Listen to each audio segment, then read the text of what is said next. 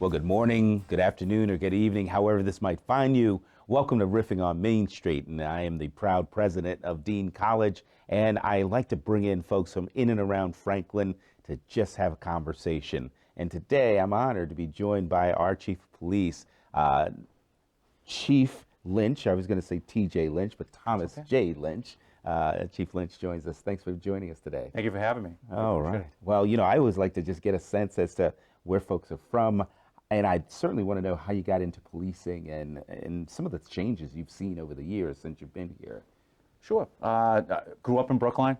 I was just saying the main streets of Brookline. The main street, yeah. I mean, Brookline is a very wealthy community and all that, but surrounded by Boston and Newton. But grew up there, went to high school there, same place, Mike Wallace, Bob Kraft. Oh, yeah, sure. And then my family was there, fourth generation.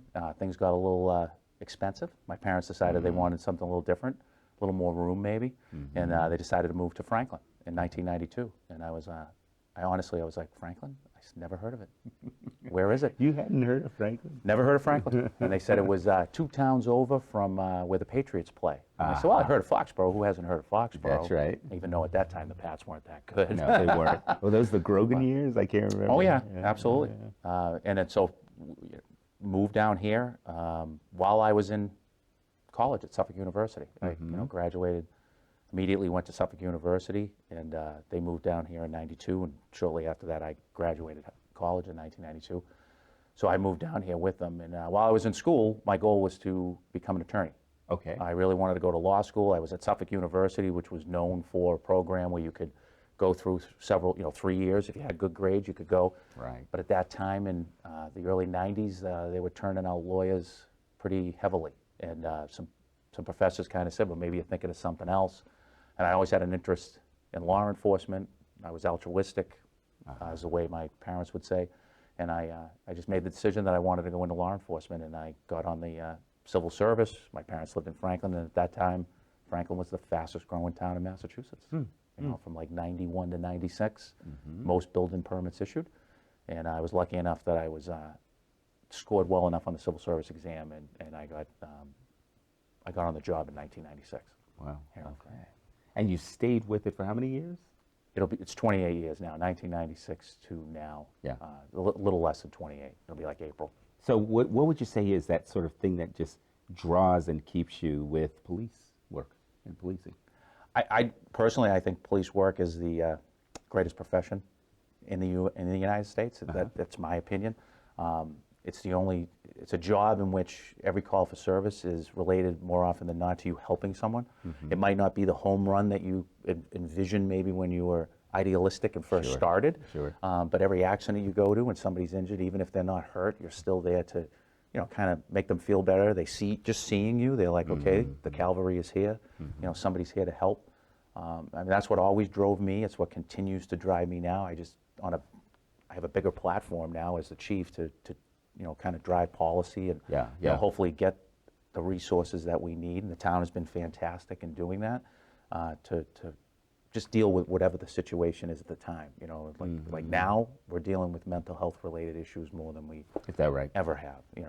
And if we did before, it just wasn't to the magnitude. I don't know if it's the COVID pandemic along with some other things, but right now it's a lot, and we're not taught how to deal with those things. And you think that's recent, the mental health? I believe it. We've always had mental health related issues. Yeah. It's just it's gotten worse as time goes on, I would say. I don't know if it's anxiety related type things, but we've definitely seen an uptick in our calls for service related to it, and we needed to come up with a different way of dealing with it. So how are you doing that? I know you've done a few things. Yeah, we were lucky enough to get on the ground floor with like the jail diversion program.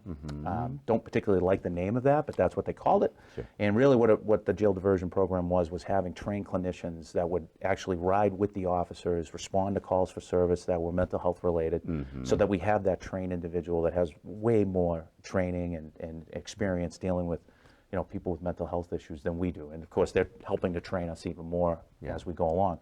But we were fortunate enough to jump on that. And as time went on, it was just, they're doing the best they can, but they couldn't get us a second clinician. And so we finally said, you know what, we want to go in a different direction. And we were already doing things with our clinician through the JDP program that technically we really weren't supposed to, like doing follow-ups for opioid-related, Oh, wow. issues and things like that, Yeah. trying to get those people the help that they could need, Right. that they need. So we decided to go on our own and created the Franklin Police Department co-response program. Hired a great individual, Callie Montagano, who was our original JDP. Yeah. She's our manager. Hired another woman named Sonia Wagner, who has 4 years of experience working with 2 different police departments in Massachusetts. So she was happy to come over. And just got the word that on Wednesday night they'll be announcing that the town has been awarded additional funds through the American Recovery Plan Act, or ARPA, that will allow us to hire a 3rd clinician and fund all 3 of them for the next 3 years. Wow, nice, nice. Well, tell me a little something about the police department. Who's there and how many folk? And a little something about it. Things have been good. Like I said, the town has been great to us. 7 years ago, when I started as chief, we were at 46 police officers. I informed the town administrator at the time, Jeff Nunning. I said, "You do realize that, in 2020, we were, budgeted for 54, and we were at 50." And I said, and it's now, 20 years later. Oh, It's wow. close to 20 years later. It's 2016, so or 16 years later, we're still at 46. So I'm happy to say that last year the town gave us additional funding. We just hired 4 additional police officers. We are now at 58. Been a lot of change. Yeah. Not only going from 46 to 58 is 12 additional officers, but we've had turnover with retirements. Sure. Through that big hiring that we did when the town was booming. So I've hired 35 police officers in the last 7 years. Gee, in the last 7 years. Last 7 years. Wow. And are you having that, you hear a lot of conversation about how difficult it is to get police officers nowadays. Are you encountering that as well? It is difficult, and I talk to my peers, other chiefs in different departments, similar size, smaller, larger, Right. and that's the common theme. It is tough. We've been very fortunate, and I think a lot of it has to do with the town administrators, the town council, and others hearing us saying, like, we have to set ourselves up for success, and we're short already, so we need to be able to entice people that might want to come. Now, we're already a pretty much bigger agency with different things that we do, Right. But with pay and benefits, they did a couple of tweaks here and there, and a majority of the individuals we have hired have come from other agencies. They've worked for a couple of years at a police department, and then they've decided that, hey, a lot of them lived in town, so it's a quality of life related thing for them. Sure. But for whatever reason, they decided to come over, and we have put some people through the academy. We've been fortunate to hire some of these, college programs. Like I told you, we just hired 4. 3 of them are Fitchburg State University graduates who just got out from the academy. So a combination of some different things, us going to career fairs and other things. It hasn't really been that tough for us. It was easier five years ago than it is now. Right. But we've been very fortunate that we've been able to, our transition phase has been pretty good. Well, I'd imagine that be one of those big changes is you got to go out to get people as opposed to the other way as well. They used to be, when we were civil service or even take like the Massachusetts State Police, for instance, they'd have 10, 20, 15,000 people take a civil service exam.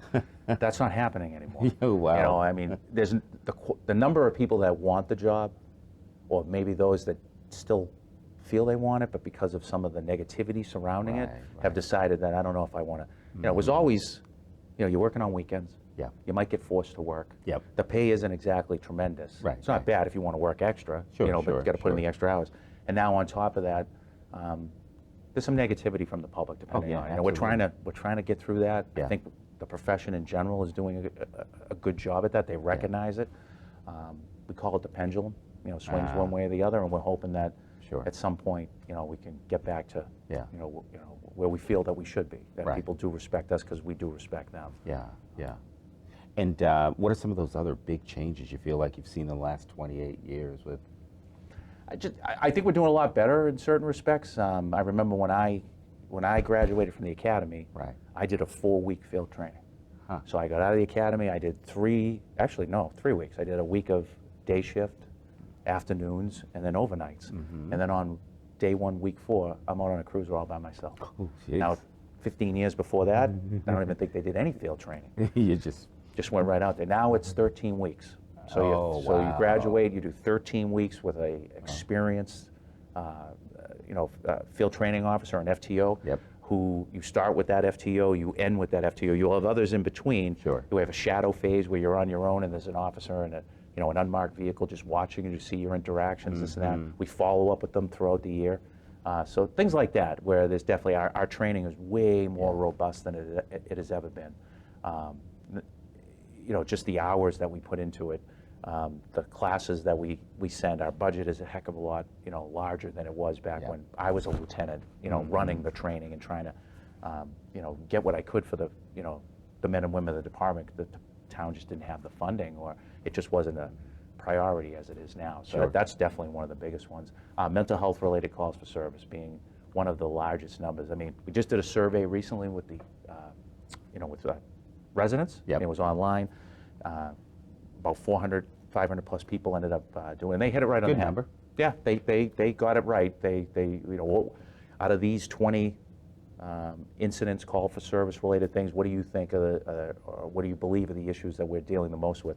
And they overwhelmingly picked mental health related calls, opioid related, and traffic. And that's the biggest complaint that we get, and that has been the biggest complaint for as long as I've been on the job, is traffic related calls. People want people to slow down. People are going a little too fast, sometimes, things like that. So they hit it. The only one that they kind of, if there was a fourth, it would be fraud. I've seen a major increase in fraud due to the internet. Yeah. It's been around for a while, but if you're talking about, back when I got on in 1996 to today, you still have that non-internet related fraud.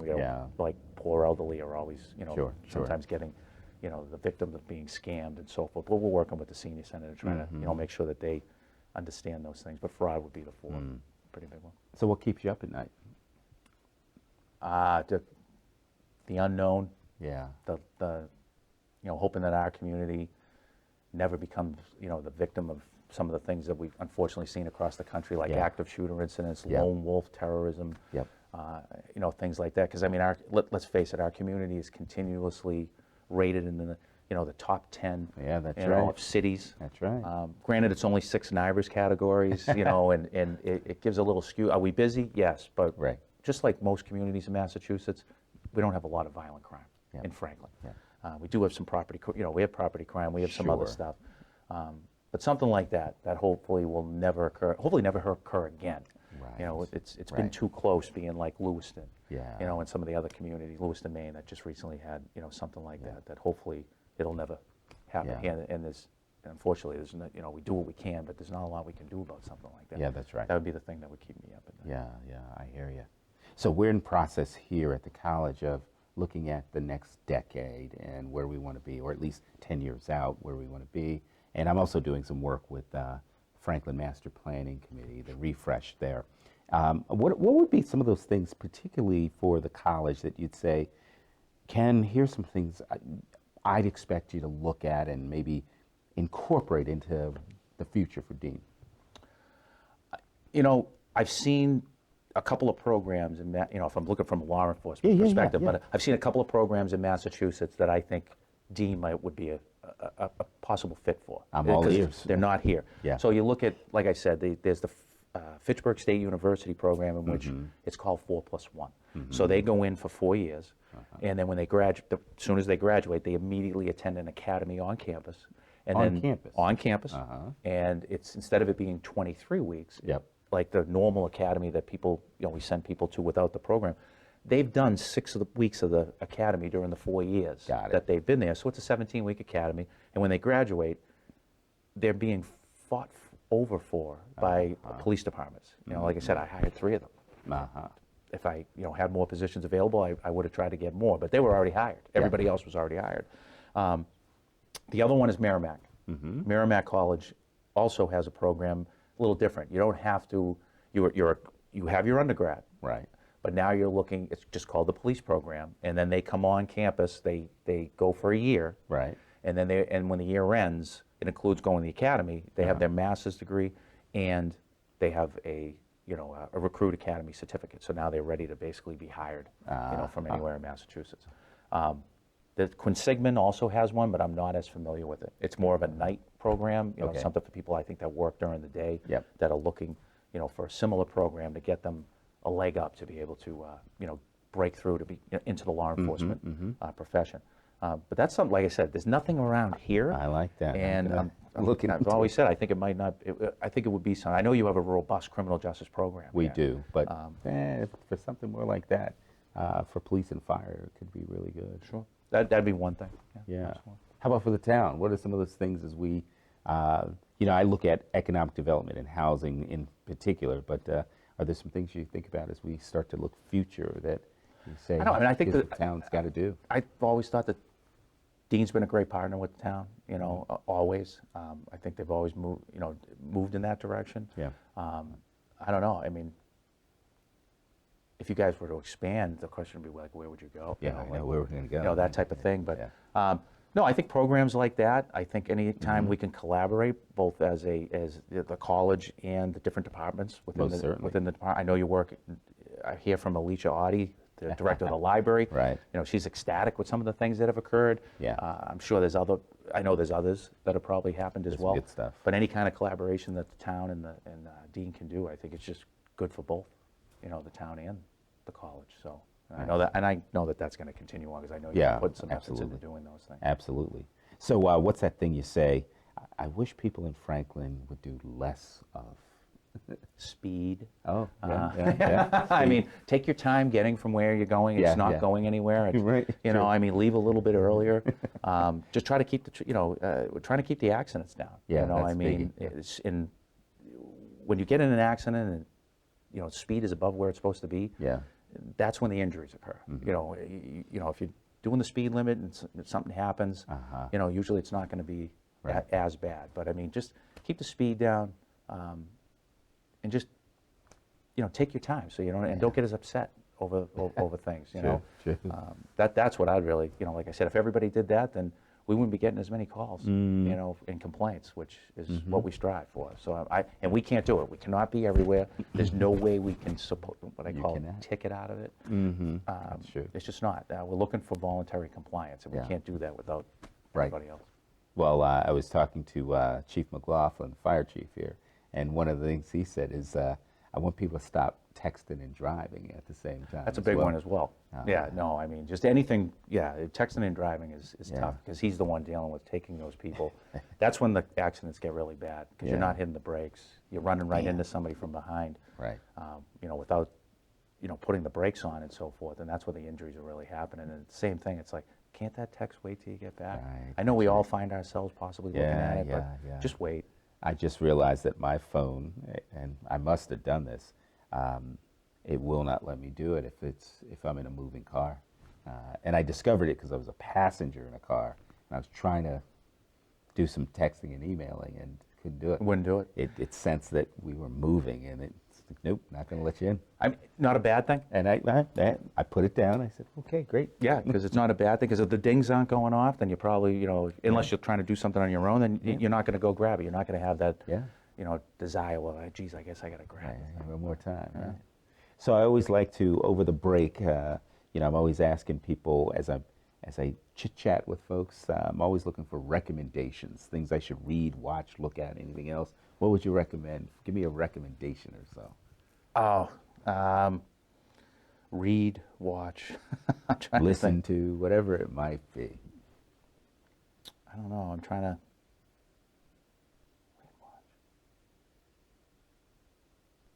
Like, for example, I've been listening to this podcast on the Big Dig in Boston. It is fascinating to get sort of this inside look at how much of a monstrosity that thing was, or is, I should say.